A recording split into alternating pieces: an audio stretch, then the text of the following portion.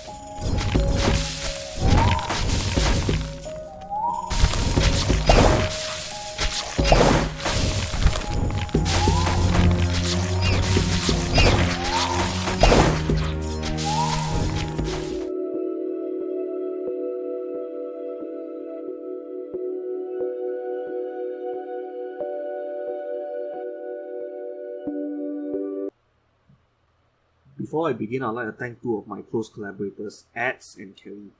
Ads, he's a friend of mine who's knowledgeable on local folklore, and he has worked for Koei Tecmo. And Kelly is a professional game writer and a colleague of mine who has worked on Assassin's Creed. As for myself, I'm a senior game artist with about 5 years of experience. Senior means I'm a bit more hands-off. I create my own art maybe about 30 to 50% of the time. Other than that, I manage art interns and art outsourcing. I have worked with some well-known IPs. What I do with them is that usually I take the work that the interns or the outsourcing does and I fix it up a bit, ask for revisions, and then show them to the IP holders. So basically my work is middle management. The point of me saying all this is that Ghostlore is in good hands because myself and the people I trust, we have all worked on games that shit before. As a kid, right, I'll play around with the StarCraft and Warcraft map editors. The very first Dota was not actually a standalone game, but a custom map for Warcraft 3 created using the map editor. I like Diablo games, and I have been dreaming about doing one of them for about half my life. So this really is a passion project for me. But I didn't want to do a generic game about knights, castles, and dragons. I thought a long time about this until I remembered something that Stephen King once said, which was to write what you know. So why not do a game based on the things that I saw around me every day? I thought about how even though they were things I grew up with, right, it wasn't something that you saw a lot in fantasy stories. So fantasy stories, right, they were usually like about medieval Europe, or if it was Asian, it would be East Asian. It would be about China, Japan, or Korea. Actually, how has Southeast Asia been represented in games so far? Final Fantasy X to me is the most Southeast Asian game that I know of. Not so much in specific, but more the general feeling, with the setting being tropical and maritime, and the stories focus on spirituality and tradition. Based on some early images of Pokemon Sun and Moon, it was speculated that the game will be based off Singapore. In case you didn't know, every Pokemon game since 2010 has its world based on a certain part of the real world. In the end, it turned out not to be based off Singapore, but based off Hawaii. There are a couple of others like Just Cause 2, which was it was kind of cringy, or minor ones like Overwatch. But one game that has actually come to my attention last week, thanks to some feedback and discussion, was Indivisible. It is a game that's based off Hindu mythology. I have not played it, but I've been researching it, and the developers have actually gone on record saying that the game was inspired by Southeast Asia. And basically, they just said what I said, you know. One thing I'm very grateful of is that the developers of Indivisible, they understand that Southeast Asia is culturally distinct from East Asia. I mean, right, we have the people who are indigenous to this land, the Malays, and then we got the Chinese immigrants, and then we got the Indian immigrants. We change hands many, many times in our history, and even up to today, right, many people come in and out of here all the time. All this basically come together to create the culture that we know. And so some people ask, right, why have a fantasy setting that's in this sort of place? To which I ask, why not? Okay, but so how do you do it? Okay, I've heard from the organizers today that a lot of you here are either game developers or aspiring game developers. So I'm sure many of you have questions like, are you as one person really going to do all the programming, art, sound, game design, level design, and all that on top of you having a day job? I mean, it sounds really improbable, so no. But it is possible to be a solo game dev as long as you are resourceful and willing to make concessions. Now, even if you're not here for the technical discussion, right, if there's one thing I would like you all to take away from this, is to know what resources you have available to you and what strengths and weaknesses you have, and then figure out what you can do from there. So this is the Flare engine. It is the engine that Ghostlore runs on. It's a free open source engine, and it makes isometric action RPGs. It is the brainchild of one man named Clint Belanger, who started working on this in 2012 as a hobby. And because it's open source, over the years it has steadily gained more contributors. The engine has got some limitations, like for example, it cannot really do multiplayer, it cannot really do that much procedural generation, and from what I heard, the documentation isn't very complete. But that was never a big problem for me because the base mod that comes with this engine when you download it is completely open source. So I was able to figure stuff out through changing things and trial and error. And I actually reverse engineered most of the things in order to create Ghostlore. So I'm very, very thankful that something like this even exists at all for me to use for free. But even with the Flare engine largely removing the need for programming, it is still a lot of work on the art, sound, and design. Here is one of the areas I got in my game. It is a kampong scene, and just to show the amount of things that's going on in there. Alright, even though I'm an artist and Ghostlore is quite a small RPG, it is still a tremendous amount of work. So in the early days, I'll actually try to do everything myself, and it'll take like a month for me to finish a single asset. So eventually I looked at this website called OpenGameArt. OpenGameArt is a collection of free open source art and sound assets. The contributors are mainly all hobbyists, so the quality of stuff you find there is below what you can find, say, on the Unity Asset Store. And even if they're nice looking, right, they tend to be pretty generic, and Ghostlore is quite specific. I mean, it's not like I can find a Malayan or Pontianak asset just lying around ready for me to use, right? But that's fine with me because I never use the art assets wholesale. To me, I just use them as a starting point. Take for example this set of medieval props. I use some of them at graveyard level because, of course, in this sort of game there needs to be a graveyard level, right? And I paid special attention to the tombstones, because the tombstones you find in cemeteries here, they tend to be a bit more colorful than the Western style tombstones. So I actually went in and retextured it a bit. In this case, I think more could be done because you can see in the reference images that I put, right, there are these, like the Chinese graves usually got the two wings at the side. So I think in future I'm going to add that in. There are other smaller items that are kit bashes of different assets. You probably see this more clearly in the market stalls in the town. They were inspired by the one time I went up to Cameron Highlands. So above image you can see, those are the stalls, and below are the open source artwork that I used to kit bash them. I rely on OpenGameArt 100% on sound and music because I am not a composer and I have no money. Now here is the website that I use for animation, mixamo.com. Ghostlore is a 2D game, but the way I construct assets is to build them in a 3D program first, and then render it from isometric view. This is especially for the things that move, like the main character and the monsters and the NPCs. Mixamo is basically a collection of stock animations that you can put to a humanoid 3D model, and some of these stock animations are things like running, punching, jumping, or just standing around. So what I did here, right, is I came up with a character concept, then I built a very rough 3D model. At the resolution the game is running in, right, it doesn't need to be very detailed. I mean, you look at this is like FF7, right? Not the remake, but the original PS1 version.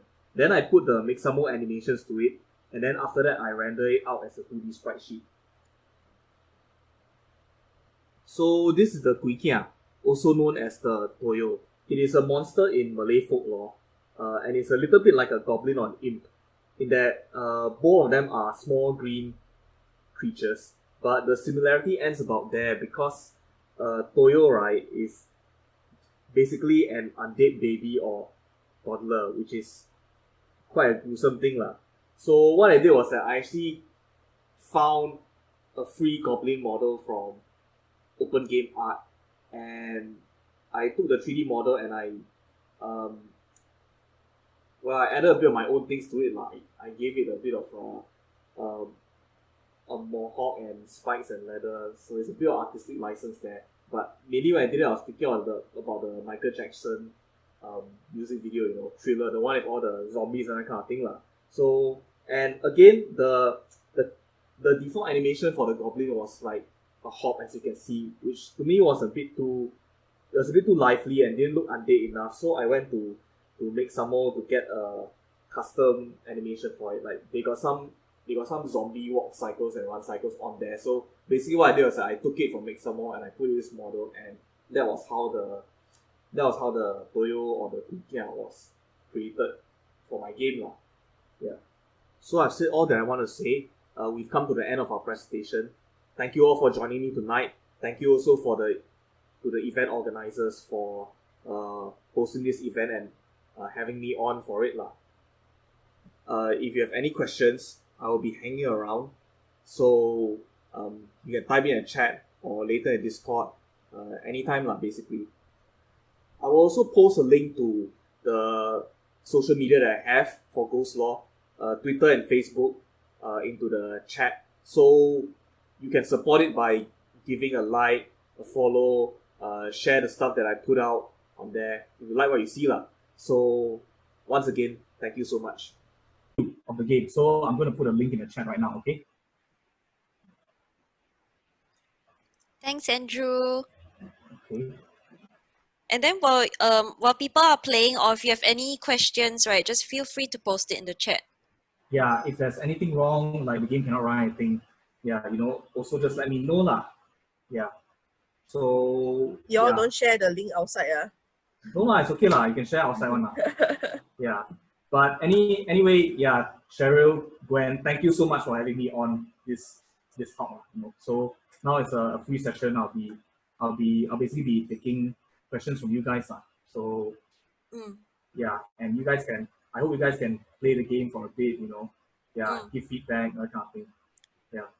Feel free to give Andrew feedback about the game, but also about the presentation. Yeah. Yeah. It's okay, guys. I think Justin and Singtat, y'all missed the presentation. Now we are gonna do the demo. The link is inside Zoom. Just click on it. Start playing. If you have any question, feel free to just fire away. Andrew is here. Yeah. Go ahead and play. I'm gonna try a new character this time. Oh. I am going to see if I can actually live stream my game and it won't lag. Okay. Yeah. Okay.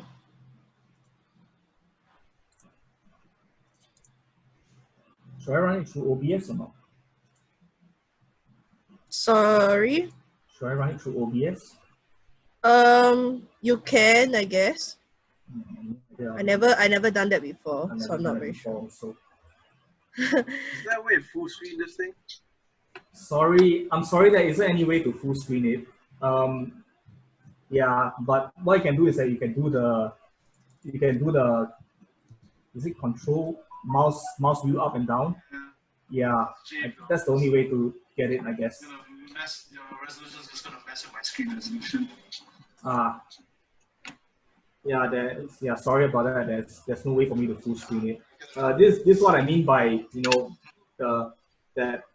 I'm limited by what the engine gives me to work with. So yeah, it's one of the things that I'm not able to do. Yeah. So the engine only allows you to do in this. It's cool that you can have base version, so that's great. But you can't do like an exported version for like a standalone demo. I'm sorry, you can't. I can't hear you. Oh, you can't do an exported version for like a standalone demo or standalone build. I'm not ready to do yet.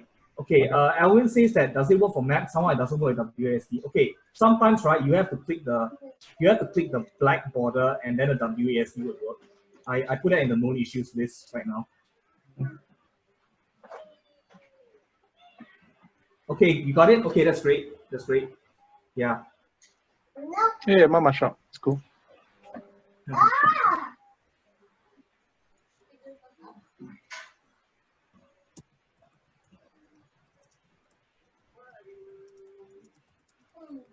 Okay, Zaida asks, Rahman Faisal asks, what would be a good game development platform for newbies, like Unity or Unreal Engine? Okay, so personally for me, I would say that Unity or Unreal Engine is still a bit too complex for me because I'm really not a coder. But nonetheless, right, there are some people who, they are a coder, so for them, they can do it, basically. Yeah, so those are two more well-known ones, but basically you can look around and see, to see like whether there's a smaller engine that's maybe more suited to your. I mean, to jump in there, I think Unreal is fairly beginner friendly. You can do quite a lot with it without having to be a coder. I'm not a coder and I do a lot with it. I see, that's interesting. You know, I saw the Unreal Engine, the tech demo for Unreal Engine 5. Wow, it looks damn tempting. Yeah, that's 2-3 years away. In terms of just using it as a natural. At a base level, you can create a lot of things with very simple logic and setups. Oh, really? Yeah. You know, I would love to, maybe after Ghostlore, just a simple walking simulator or something in Unreal Engine 5. That'd be pretty cool, I guess. Like everything I see in what you're doing here is something that you could fairly create it in Unreal or even Unity. I'm not a Unity expert personally, but I could create this in Unreal if you have all the assets. Except that Unreal is terrible at 2D spiking, so your engine's probably be better. And Unreal is better as a 3D engine. Actually, I've gotten quite a number of offers, from publishers already, and every single one of them have told me that ask me can I basically restart development completely in Unity over again. And yeah. I said that no lah, it's kind of like beyond the scope of what I can do already lah. That's what I thought, So well, I mean, if you ask them for money, then maybe. No, they were willing to give quite a bit of money actually, but they're being greedy because they just want to be able to press, so-called press the button and port it to Switch and yes. It's kind of like I did get a feeling of some of them that they were kind of like trying to control me or exploit me or whatnot. Yeah, no, at this early stage, you don't have to be that. They're trying to buy your IP. Sorry?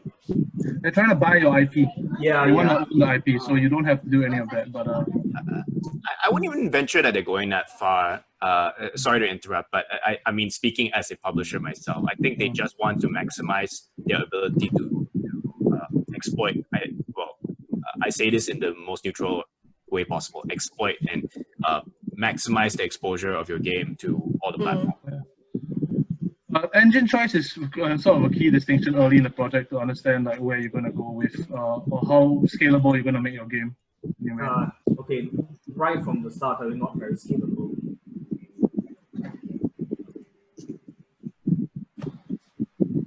Andrew, do you have plans to monetize the game in the long run?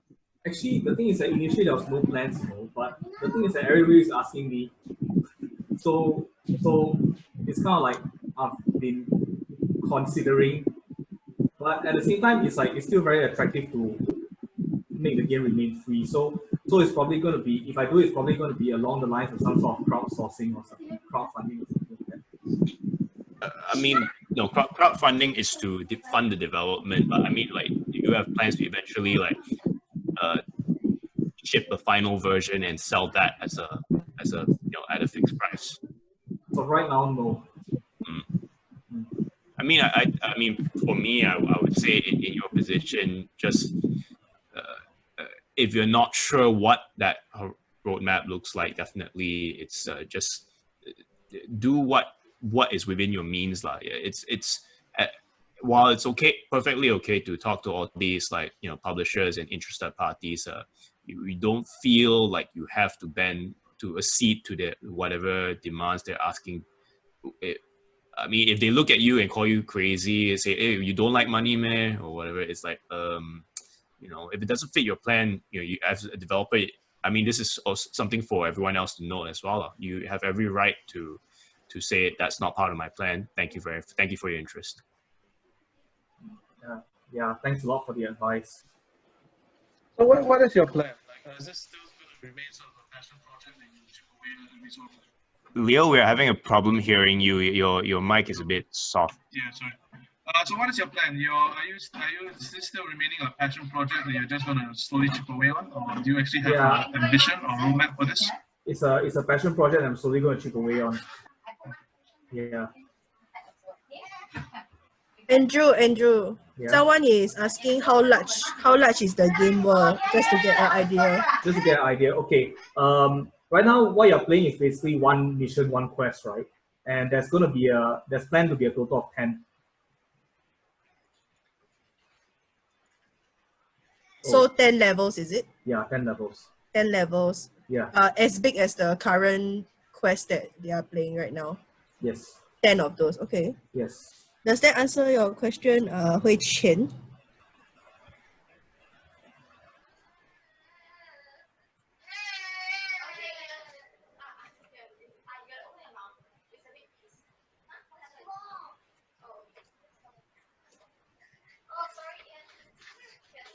Okay, so actually somebody, I think Singpak, right? He posted something about Game Maker and Click Team Fusion. So Zaida, actually those two are actually I'll say that they are slightly easier and more beginner friendly than Unity. So yeah. So I think it's a good idea to use those. I mean, there are some very, very good games I made in Game Maker. If I'm not wrong, Undertale was actually made in Game Maker. So that's correct. Yeah. Two of the most successful games that I've been involved in are made in Game Maker. So okay. Make of that what you will. Mm-hmm. Valhalla also, is it? That's correct. Valhalla and World of Horror were made in Game Maker. If I'm not wrong, Corpse Party also. Right? Corpse Party. I think I died. You died? Someone said he died. Someone said he died. Oh, I think it was Leoma UK. Yeah. Right. Okay. Oh, Oh, RPG. Drifter was also game maker. I didn't know that. Interesting. Oh man, I really hate the Pontianak. Ah! At first, I thought the Pontianak can hit, then I just keep hit. Then after I was like, Oh, Andrew, man. why isn't the Pontianak dying? Then he's like, the tree. The tree. The tree. Yeah. Hyper light drifter, Si Hui said. Share screen and show your gameplay. Share screen, whoever wants share screen and show your Hello. gameplay. Don't mind. Come. No shy. No judgment if you die also, it's okay. Questioning from a design thing. You're using WASD to move the character. Is it not possible to use the mouse move in this engine? Again, one of the engine limitations, you can actually change it in the Configuration. Configuration. Press escape. Who's Press sharing escape. screen? Is it Leoma UK? Yeah, Leo. Leo, you press escape at the title screen, right? There's a No, configuration. not title screen. Just press escape. You can just press escape now. I don't know which stage you see at. Who's sharing this screen? I'm very confused. It's Duncan. Duncan is sharing the screen. Okay. Actually, I don't know about you, but when I try to activate skills and press the mouse button, the button actually nullifies itself. Sorry? That's strange. Who is this? This is Minoru, so, the connecting guy, Yeah, the one with the black screen. I switched off my mic because of the screeching sound. I'm playing the game now. Yeah. So when I get into a large group of creatures, right?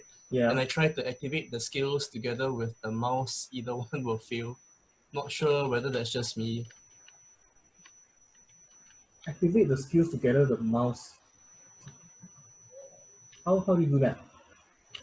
So I'm using that Reaver character and I'm trying to maybe I'm just horrible in the game so. The Reaver character, what are you using to move, the mouse or WSD? Both. Then for the skills, what are you using? I'm using the hotkeys. So now what's the issue? So you are using WSD. So when I use the hotkeys and then when I'm trying to kill the monster, right? Using left click as the initial melee and stuff. For some reason I feel like the skills don't activate, so I have to wait and then activate one at a time. Is it the cooldown or something? Can you share your cooldown. So there is one. I think you should. I mean the cooldown is very short. Cooldowns. Yeah, but I think it's best that you share the screen so I can. Yeah. Oh, okay. Okay. I wait. Okay. Let's see. What do I share? Sorry, I'm a Zoom noob. I haven't been using Zoom much. It's okay. So for Zoom, right, at the bottom you have the green color share screen, right? Oh yeah. Okay. Yeah, you just click on that, then click on the browser and share. Okay. Okay. So you want to zoom? This is the raw button, right? And then you see, I'm pressing both at the same time right now. But because when you play Diablo and stuff, you usually spam the buttons, right? So I am pressing. This is the left click for attack, and this is number 5 for battle roar, right? Okay. So if I press the left click first before the battle roar, there's a very split second. It doesn't activate fully. Okay. So when I get mobbed, then I'm like wondering how come it's not activating. Do you have you try other skills? Can you try pressing 3? So 3 works. 3 works, right? Yeah. Okay, it's just the nature of battle roar. It's not activating again. See, I'm actually constantly pressing right now. Okay, what if we do it one at a time? So if I am not using the left click at all and I'm spamming the skills, it does work. So, okay. So you're saying that as long as you're using all the skills and your normal attack together, it doesn't work. Yeah. It feels like that. It's an either or. It's an either or. It's an either or. It's trying to respond, but it's not responding as and when I press the hotkeys. Okay. I actually ran into this issue, but I didn't think much about it because I just thought it was an either or thing. I mean, if it helps, my keyboard actually froze on me when I first played the game. You have to click because with the black border, because if you know that's actually one of the main issues. Put that. Okay. I think I'm.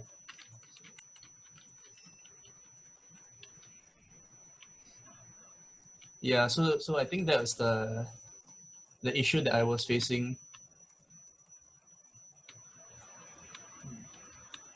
Oh shit. But I mean, other than that, you know, for a game done by like alone, it's quite well polished. I really like it. Yeah, the feedback is great. Yeah, it's really good. We want Singapore food in it. Yeah. You know that feeling if you hate playing the game because you keep on dying is actually a very good game. Okay. Yeah. Oh, how do you use the homing compass? Okay, the homing compass, right? You have to drag and drop it to your hotbar, like from your inventory into your hotbar. Yeah. Do you get that? Sorry? Sorry, I'm talking to Duncan. Oh yeah. Yeah, I'll just put in chat.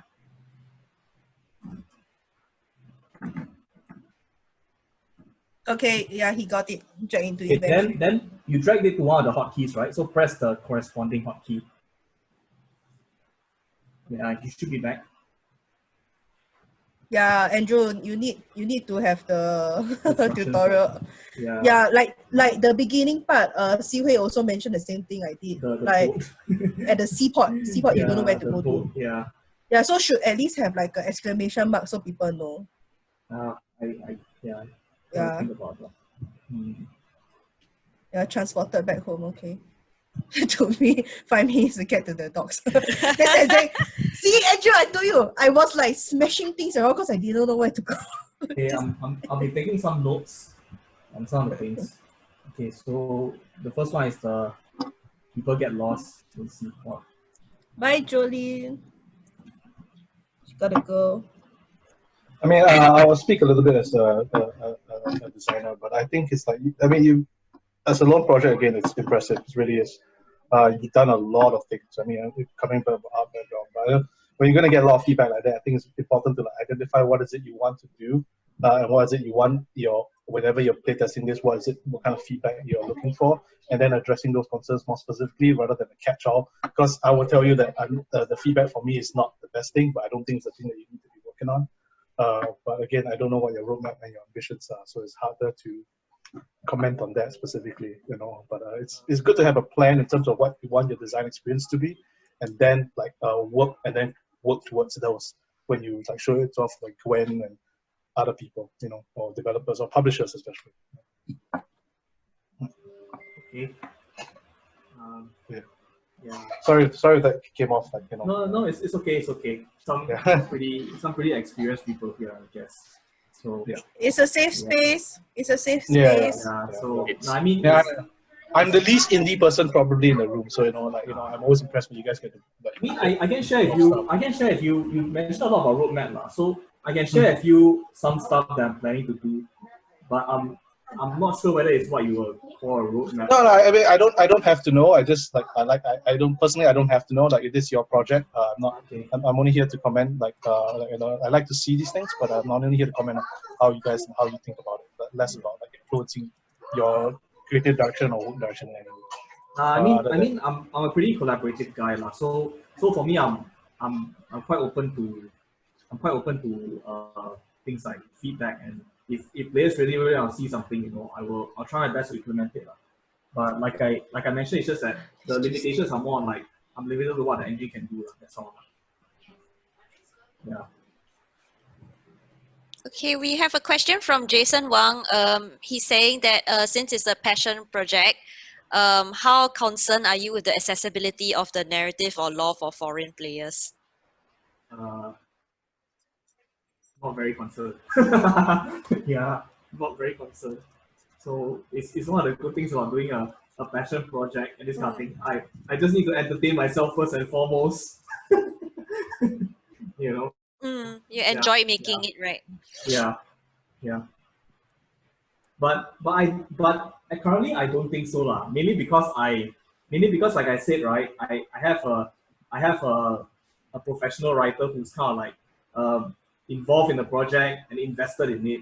So and he's somebody I trust to do a good job lah. So I don't think the story will be too dense or too heavy or too hard to understand or anything like that.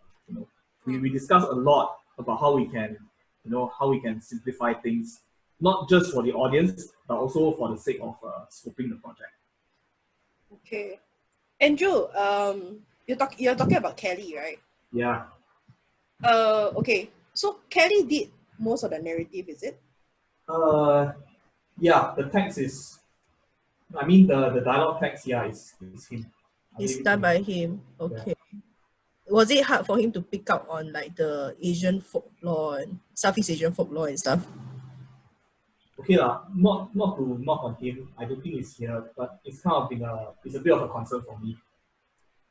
Okay. Yeah, I'll say it's a bit of a concern for me, but I don't yet know how to approach the topic. What kind of concern? Like, okay, my concern is kind of like, right? Singaporeans have a certain way of speaking, okay? And I'm not talking about just adding like las, laws, and lays or loan words from Hokkien or Malay, that's like, it's kind of a cheap way to just make a character sound Singaporean. But it's kind of like they got a certain way of speaking that's kind of like the word choice, the cadence, the inflection, that kind of thing,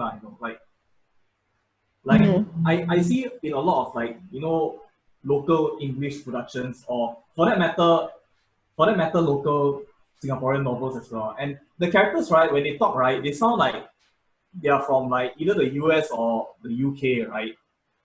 Yeah, it's just, I mean, there is a way that you should try and capture it without having to resort to la, law, lay, that kind of thing. Yeah, it sounds a bit forced, right?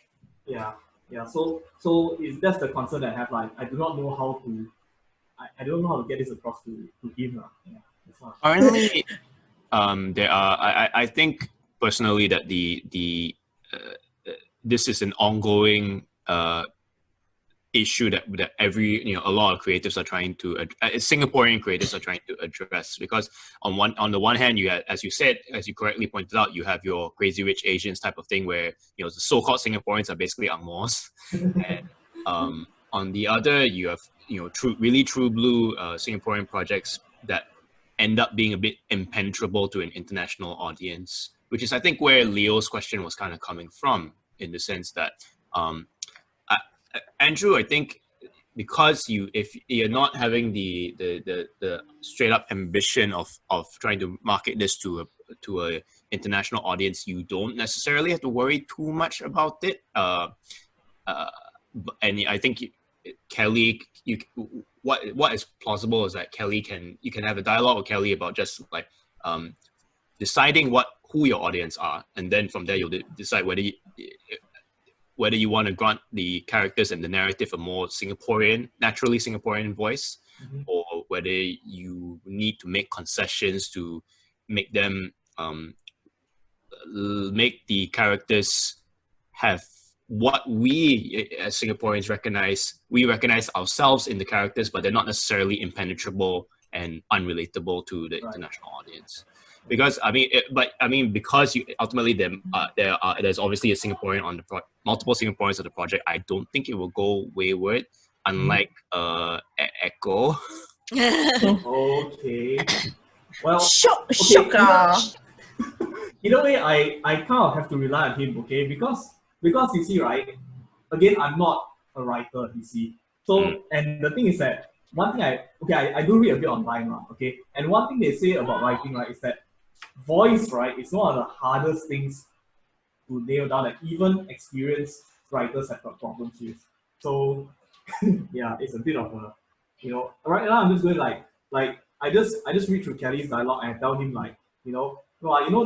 this is not something that I can imagine a Singaporean saying I will just tell you alright like, for example, he had a line of dialogue, I think, that where he'll use the word like rookie, and I say that I've never heard any Singaporean use the word rookie before. I mean, everybody has gone through NS already, right? So you're more likely to hear the word rookie, right? Than rookie, right? So yeah lah. So hey, we could down 20. Anytime you see the word newbie, right, it's basically a replacement for rookie. It's far more likely you'll get, Xiao, what are you doing? Why? Yeah. I totally understand what you're saying. Andrew, if I may, I'm sorry. Again, not trying to influence your career direction. I would tell you about processes that work like for me and my teams. But it's like I applaud your creative ambition, right? I really like the idea that you're thinking about vernacular and the way structures and phrases are structured to present the more Singaporean. I speak like this now because I live here, but if I lived in Singapore, it'd be a little bit more different. You'll come back, I'm sure. At some point, let me release my game first. But a good way to think about it, since you're working with Kelly, and I've worked with him a little bit before. I'm sorry, you just went off. So I worked with Kelly a little bit before, but a good way to think about it is like he writes a line, like you're trying to achieve something with the line, right? You're trying to present information to the player or to the character or to whoever it is, right? You present the line, right? You take that line, take a bunch of Singapore friends, just repeat. I can't hear you anymore. Sorry. Sorry, your connection keeps going off, and you suddenly, your voice suddenly goes off. I was going to say that you get Kelly. Still cannot. When you decide, cannot hear this. No, it's very muffled. It's very muffled. Cannot hear clearly. No, your voice is 1/10 that of normal. It sounds like your voice is coming from a mic that's not the like the mouth mic. Not the headphone mic. Yeah. No, it is the headset mic, but Better. Man. I was trying to give advice. It's like the bass is gone, you know. You know what I'm saying? No. Like the bass is gone. Like maybe Is some this better? boost connection or something. Yeah. Yeah, this is better. Say that again. Okay. Yeah. Is this better? Yeah, Wow, it's okay. better. That's way better. Yeah. Okay.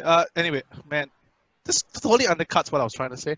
But I was gonna say that you and Kelly worked out what you guys want to say in terms of like what you're presenting to the player or what you're presenting to the audience, and then what you do is you take that information, like you want to present like backstory, you want to present lore, you want to present quest objectives, and then you take your bunch of Singapore friends and just repeat that as Singaporean as possible, and then get Kelly to write that. Yeah, basically feedback. Yeah. Yeah. Yeah, Right? that's Like, a good idea actually. Yeah. You don't have to rely on him being the final person to like edit the thing. He's a writer, and they are good with story structure and good with presentation. Yeah, good with definitely. information. But you are talking about like style and tone, and that's what you, the Singaporean, should be a lot more in tune with. Yeah. Okay. Thanks a lot. do you think there will ever be like the Parasite version of games? Like Parasite was very unafraid to basically totally embrace the Korean culture in the Korean language. And thematically also because it's a global theme. So I wonder if that's possible for games. That's a question for Andrew, right? I mean, for anyone who has an opinion on I it. personally have no idea. Well, we're actually rife with class issues if someone were to do something on that. Well, I mean, I think that's putting the cart a little bit before the horse. I think Parasite is an intensely Korean movie made by an intensely Korean director for an intensely Korean audience. He just made a really good movie that appealed broadly across international borders. So I think if the idea is that we want to make a really good game based on Singaporean ideas and make it just focus on what he wants to do in that, and you work out certain issues with accessibility, then across borders. Just focus on making the stuff that you care about, and if that is international, if that has common themes, that will cross borders. It sort of begs the question of whether the director of Parasite necessarily designed the movie for the rest of the world in terms of was the accessibility intentional, or was it just that the themes that really made a movie like Parasite shine are so pervasive in other societies that people can really deeply relate to it without having to explain anything?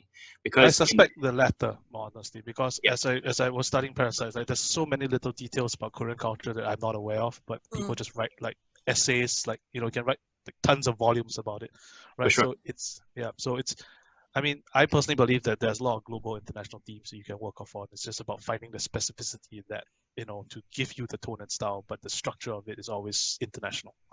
And that sort of contrasts with something like what Andrew is making, where in certain ways the unique selling point, if we were to call it that, is that it features something that is so unique to at least, I mean, at the bare minimum, the Southeast Asian region, and it requires explanation, like what is a Pontianak, what is so it's Pipakao. Having said that, Pipakao is a bit more popular than we would think in America, actually. But depends on who you talk to. Really? Depends on who you talk to.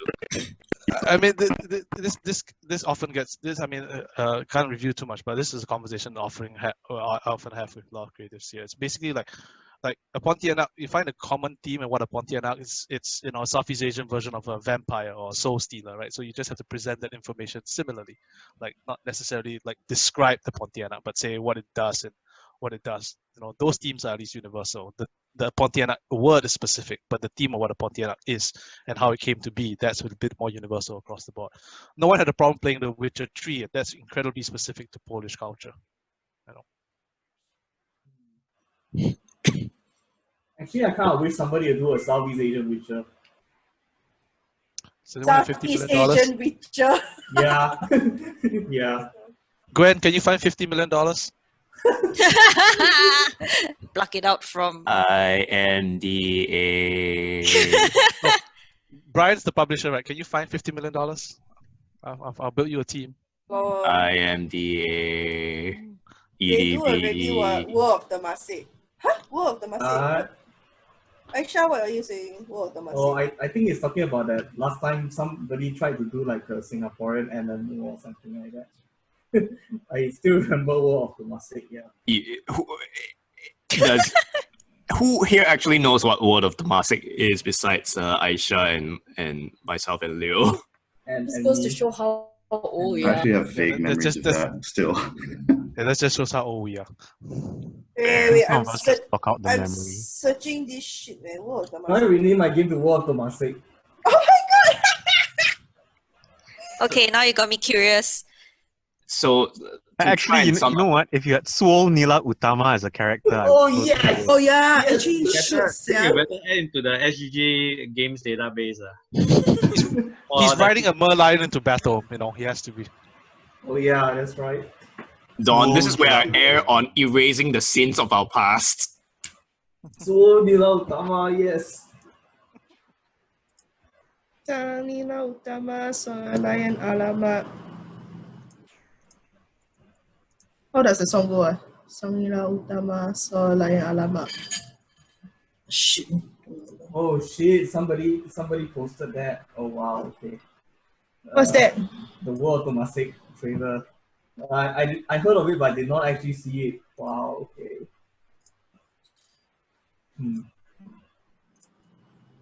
I guess me thinking is, are there people in our community or even dare I say anyone in chat here who has a past in Magma Studios?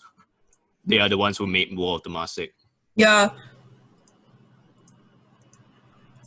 Wait, so okay, this game, I right? interviewed there once. Was this game supposed to be like a replacement history lesson or something? Or was it just a game that they wanted to make with Singapore's history? Like, what was the purpose of this game? Why was it pushed out by MDA? Yeah, it's probably more of the former of what you said. Sort of like we can turn history into a video game lesson. Yeah, because I remember when I interviewed, I think they had already, it was already released or something. I can't remember. This is a while back, but yeah, it was meant to basically be like educational gaming. Like let's let the let's basically have the kids learn in an entertaining fashion or something. It's like, hey, they learn history. Okay. by playing. I mean, gamification, okay, but at the same time, it's like. Okay. Side note, Hey, I must thanks, say, Duncan.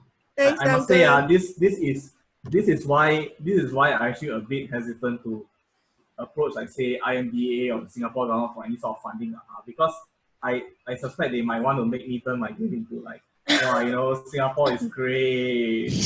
You're very wise, Andrew. You're very wise. Yeah, like years ago during the I think during the War of the Masik era, like every funding came with that kind of like strings attached where it has to be promoting like Singaporean or Southeast Asian culture. I mean, you're doing that naturally, so maybe it's not that bad. But Sekali they don't even think it's promoting. They say like, "Hey, why got the hantu and momos, yeah?"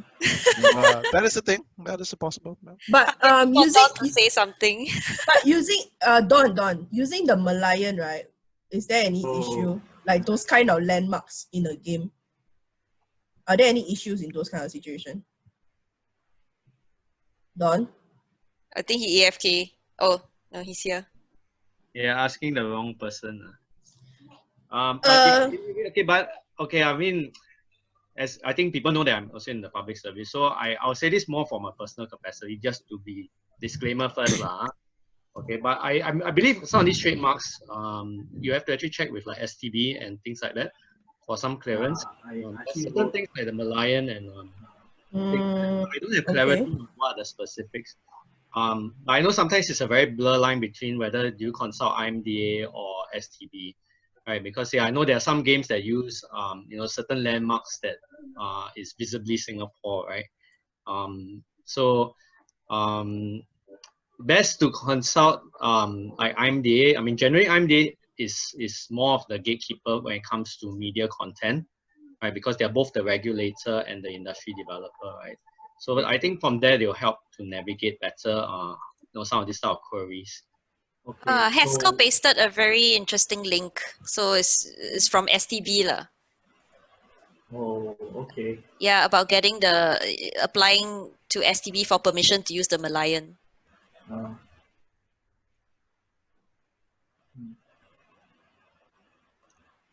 Do first. Ask forgiveness later.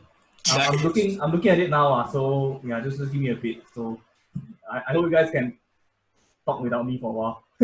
Yeah. I just want to say that I think this is specifically about this Merlion symbol, very specifically. If you do, it's a specific symbol. Yeah, if you do artistic impression of the Merlion, I don't think they have any grounds to come after you. Haha, Elwin, you put a Merlion and holy potatoes. Really? Did they ask for anything? Elwin, when when you put people after you or something like that? Elwin, when you put Merlion, we don't remember. Yeah, we never asked. We just want to portray Singapore, what? So I thought it's something cool. Okay, let's say I cannot use a Merlion. So what should it be? Should it be Sir Stamford Raffles or Sang-Nila Utama? Sang-Nila Utama. Yeah. Like I think you don't want to put Stamford Raffles now after everybody's pulling statues into the river. The Merlion will be a much better idea. Yeah, I mean, obviously I prefer to have the Merlion one, right? But anyway, okay lah. I read the thing, At least they're telling me that there are no application fees, so I don't have to pay out my nose, Just No. Yeah. No, it's just permission. It's usually for permission only. But so do I go to them or do I go to IMDA? SDB. Andrew, unless you want to use that literally that logo specifically, you don't have to approach them. Okay. If you do, you draw your own assets of the Merlion. I don't see any issue. Actually, according to the page, I was looking at that after you mentioned. It does seem so. Merlion use of the Merlion symbol, or a symbol or representation resembling it. So I'm not sure how this is really only a problem if you become big enough that they are aware of you, and then you worry about it through. If you need lawyers, I think several of us know lawyers, again, don't let this block your creative path and your development. Don't worry about this. It's kind of details that you do your whole game first and see whether you really need it. If you want to be safe, you can approach the STB, but as a free game, I don't think you, in your current state, in your current roadmap or approach to the game, I don't think this is required. If you eventually decide to monetize the game, maybe you can consider it for safety. I think for me, right, because if you guys know Holy Potatoes, we always do a lot of pop culture references. So how we literally get away is don't exactly copy it, but Merlion is, we put Merlion inside. When they come to us, then we will figure out what to do next. So don't think too much. Okay. That's what that's what I would say. You know, I mentioned that I'm using a lot of like open source assets like a starting point to create, right? But this Merlion, I tell you what, I actually created myself like the whole thing. I created that thing from scratch. So I tell you what, if anybody come to tell me that I cannot use it, it's damn painful. I tell you. So I think that this is where it's best to also consult a lawyer, or someone who has some background, just familiarity on, because some of these things about parody and fair use, there's some of these very gray areas you see that unfortunately as game developers sometimes you have to be mindful of if you're doing a commercial product. But of course, you do a passion or hobby kind of thing, that's generally, like if it's not controversial, generally it's quite okay. Yeah, I'm asking a lawyer, don't worry. as long as the main character not a Merlion, then you're fighting around. As long as they're not killing a Merlion or anything. Yeah, as long as not actually, bad influence, I think. The thing they want to avoid is negative representation of the Merlion. That's the primary concern. Or unlawful exploitation or monetization of this Merlion for purposes that they don't like gambling. Or, say it's the Merlion casino or Merlion 4D online betting. Malaya Rule 34. Actually, I mean, ultimately, right? So, I mean, it's whether it's a Merlion or any other thing somebody created, but the fact that the Merlion is the copyright of the STB, right? So it's whether it's government or corporations or anything, some organizations bother about their copyrights more stringently, right? So it's just being mindful about some of these things. I mean, who knows? Maybe like even the Happy Birthday song, if you actually do a wiki search, right? Yeah, it's copyrighted. Copyrighted, right? But we all sing Happy Birthday song. So again, it's just whether who is willing to enforce this copyright, right? Again, what's the value of this copyright? Right? So I think it's best to consult a lawyer on this. When if you are touching on something that's very high value, you see. Yeah, I was asking about the Merlion thing because like you guys know, using the word Singapore in your organization, you require government like approval. Oh really? Yeah. So I thought like using something a landmark like Merlion might also require some form of approval, which is why I brought it up. I thought some people here will know. Oh my god, where my body go? Okay. Yeah, like even for our guild and our association, in order to put the word Singapore there, like we needed to get written permission from the government, actually. A letter of support, like, okay, yes, we approve that you use Thanks, the... Zhiming. See you. Thanks for attending. Yeah, thanks for attending. Come on, Zhiming, you never even talk at all. Yeah. You never even say hi to Andrew properly. You all work together back in the game lab. It was 6 years Catch ago, up another time. Yeah. Thanks for this session. Yeah. Thanks for attending. Bye, Zhiming. Fun story, Andrew and Zhiming. They work together. They were partnered with Lambda Mu back in Game Lab. Right, wow. Andrew? Yeah. Yeah, they did the hack and slash game. It was still good, man. It's an old game. Yeah, it's a freaking old game. Okay, is it drinking time? Just saying so it's always drinking time. Does anyone have any feedback for Andrew's presentation itself? Yeah. Actually, I'd like to know because. Like, is his presentation detailed enough? Does it have all the information you need, or? Yeah. Or like maybe certain things that you thought he could elaborate more, or too much review. I don't know. Brian Quack, let's go. Sabo first. Any feedback on his presentation itself? Oh no, Brian disappeared. No, I'm here. I'm thinking. Okay. I think we covered, if not covered by the presentation itself, which I felt the presentation already went through a lot of how does he produce and source of assets, and what were his intentions in general. The Q&A, I think we covered quite a wide breadth of interesting side notes, I would call it, about the intent of is he going to monetize or not? How do you deal with licensing, creative license limitations and things like that? So I'm there are so many issues that kind of look in my head. I'm trying to think what, for someone who's trying to learn from Andrew, what questions we not have hit on yet.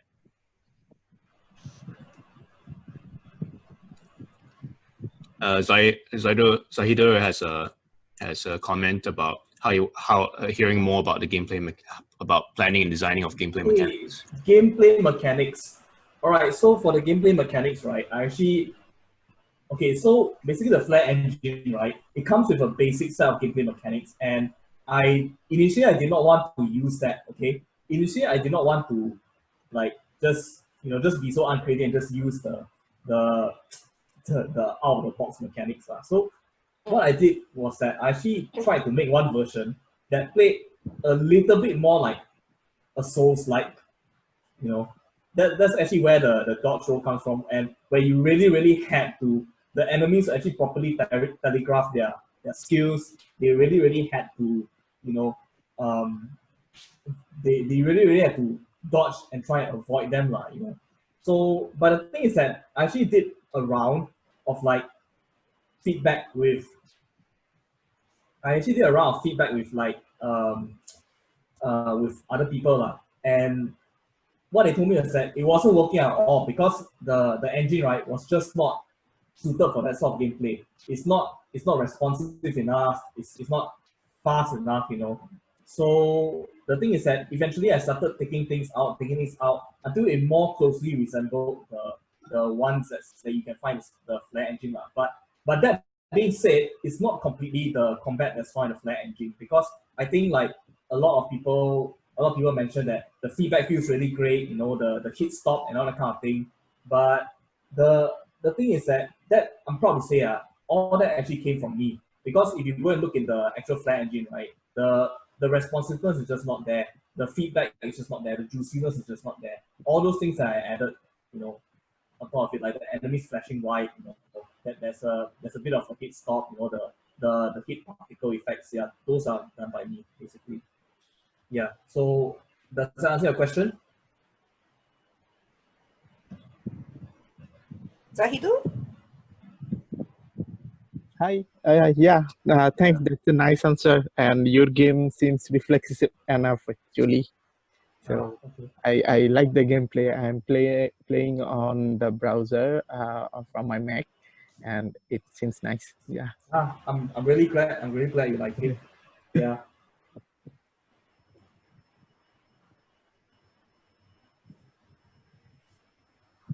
Any other questions or feedback? I'm gonna start saboing people that I know in the. Yeah. Anyway, hi Emmanuel, Yao. Hi Emma. Hello. Hello guys. Sorry, I was late. I was on the meeting. Hello Leo. No worries. It's a long time. I know, but I have to go now because I actually have to get back to work. So good talk, guys. Hope to see more of this kind of thing, So see you guys. Thanks, Yeah. Leo. Okay. Yeah. Yep. Thanks so much for attending. Yeah. See you, Leo. Hey Justin. Give play. Justin is just hiding here. He just what, lol. But I have think a thankfully, oh sorry, you go ahead. No, it's okay. Don't worry. No, I wanted Let to him say go ahead. thankfully this crowd is quite I mean, I can see who's in the crowd, and I feel like a lot of people here, they're very quite like, this is your hobby, go for it, do what you want, In other situations, right, like let's say if you're presenting to another different crowd, like let's say a conference crowd or B2B thing, there'll be millions of people asking you how you're going to monetize, how you're going to make money from this, your game is it's not worthy until you monetize it, but don't ever let, sorry? How are you going to add blockchain? Yeah, how are you going to add blockchain? Flavor of the month. But please stop the blockchain. I mean, that's a very casual connect approach to it, which I think we are all of us in this chat are over that. But eventually, you guys want to, I'm talking about the Singapore Games Association. You guys also want to reach out to these wider audiences, right? It cannot just be the same few people all the time. True, but Yeah. what's the point of reaching out, but then in the process we change everything that we are doing? There should still be a core, no matter what. I think, I mean, with respect to what we've said to Andrew today, I think it's because, if this is, it's about respecting what the individual developer wants. If they are open to, if they recognize that, hey, some people do they monetize their games for, premium or free to play or systems or whatever.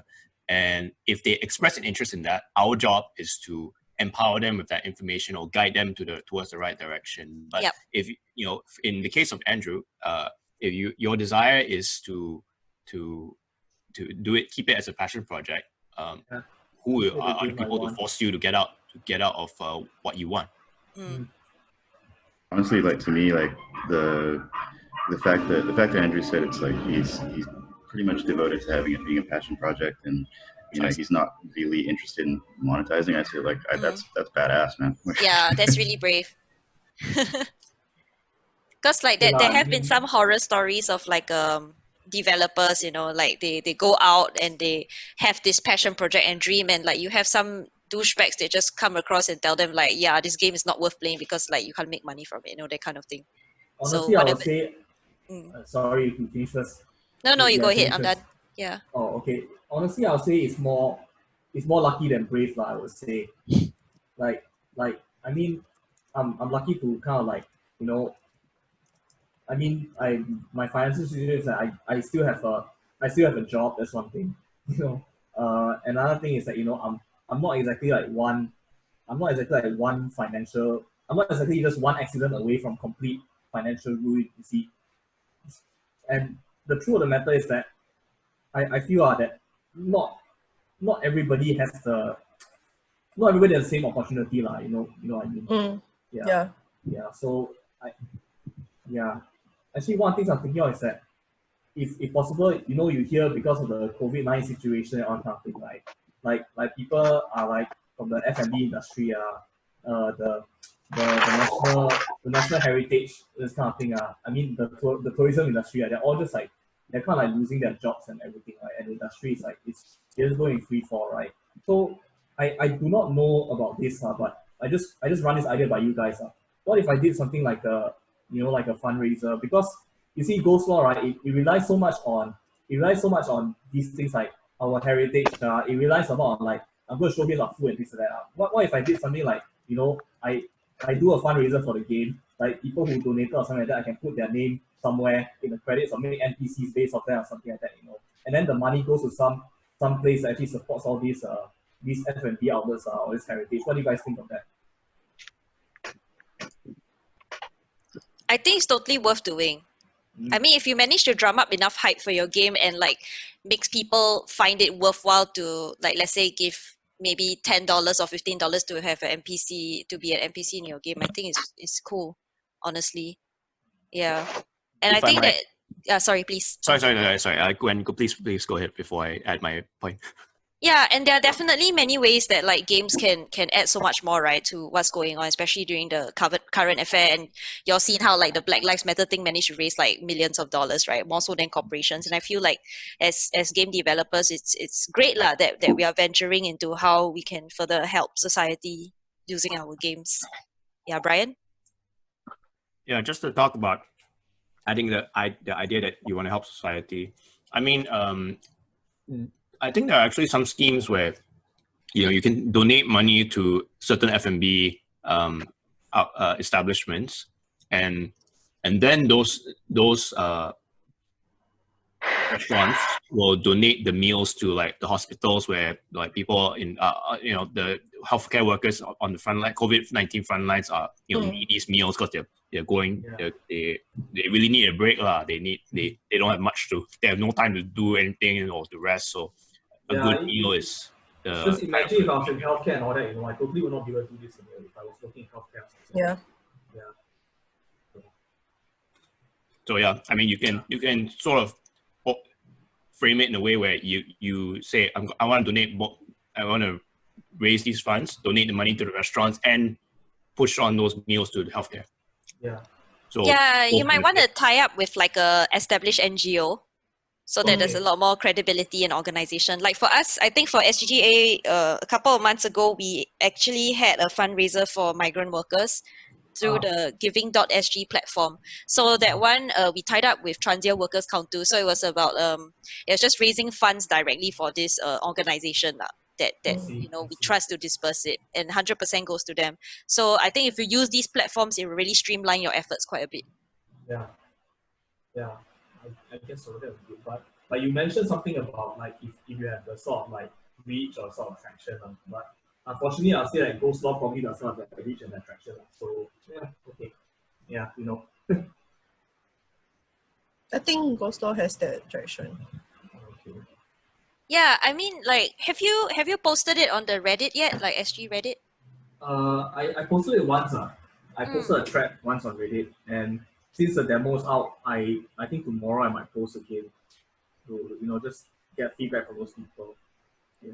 Yeah, usually like sites like Mothership, they troll like Reddit or like Hardware Zone for like interesting material. So that one will boost geek your. culture. Yeah. Sorry. Go ahead. That's how geek culture and Asia One actually found out about Ghostlore and created news articles like that because of that one time when I posted on Reddit. Okay. Then people are asking me about, do you have like some kind of social media I can follow? Like, do you have Twitter or something like that? And I say I don't have. Then I quickly had to go and set up. Yeah. Hey, so your Twitter account is recent, Yeah. Yeah, so it's worth doing. Like, let's say if your next launch on Reddit, right, is to advertise for your demo, right? Maybe it's worth also, you launch the fundraiser together, then you can get a lot more traction like that. That takes a lot of. It's just a random idea. Like, it takes a lot of work, a lot of research to do. Yeah. Definitely cannot do it by tonight one. Yeah. Must prepare one. But I think when it comes to donations, just don't set your expectations too high, lah. Yeah. Okay. I mean, whatever amount.